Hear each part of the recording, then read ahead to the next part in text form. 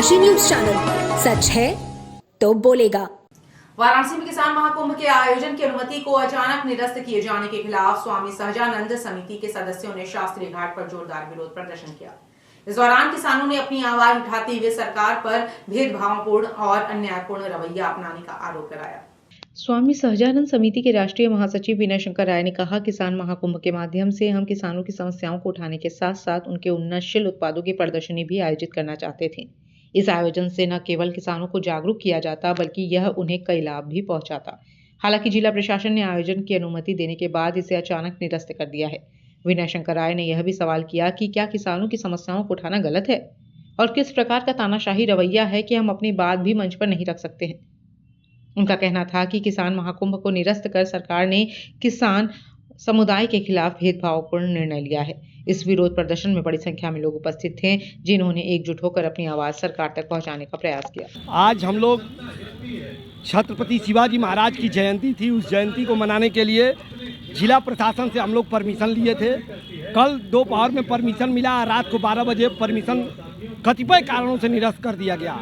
हम लोग ये सवाल खड़ा करने के लिए आज जिला मुख्यालय पे ये कार्यक्रम करके इस देश की और प्रदेश की सरकार से ये सवाल करना चाहते हैं, क्या इस देश छत्रपति शिवाजी महाराज का देश है, ये स्वामी सहजानंद का देश है, ये अंबेडकर बाबा साहब भीमराव अंबेडकर का देश है, ये देश संविधान से चलेगा, नियम से चलेगा, कानून से चलेगा, अपने महापुरुषों के आदर्शों और मूल्यों पर चलेगा या तानाशाही से चलेगा।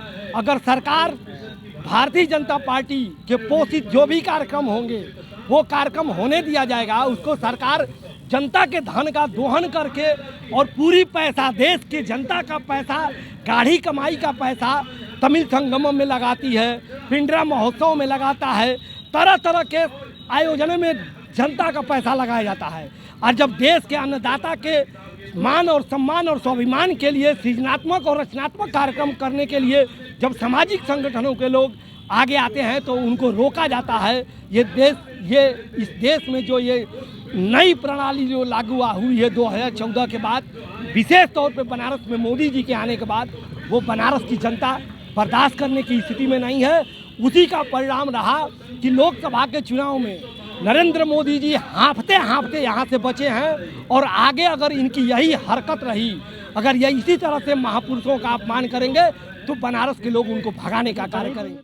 मिलती थी, ये सब कुछ हमारे यहाँ होता था, नया दर्शन मिलता था।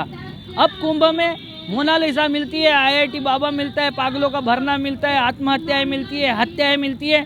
तो ये सब जो बातें हो रही है वो कुंभ का हरण हो गया है और इन पाखंडियों ने कुंभ का हरण करके ये सारा का सारा धर्म का मजाक हरकिरा कर दिया। पूर्वांचल की खबरों से जुड़े रहने के लिए आज ही सब्सक्राइब करें हमारा YouTube चैनल डनकाशी और हाँ, लेटेस्ट अपडेट्स के लिए बेल आइकन को प्रेस करना ना भूलें। और आपके पास है कोई जानकारी या है कोई सूचना तो हमारे दिए गए नंबर पर आप हमसे संपर्क कर सकते हैं।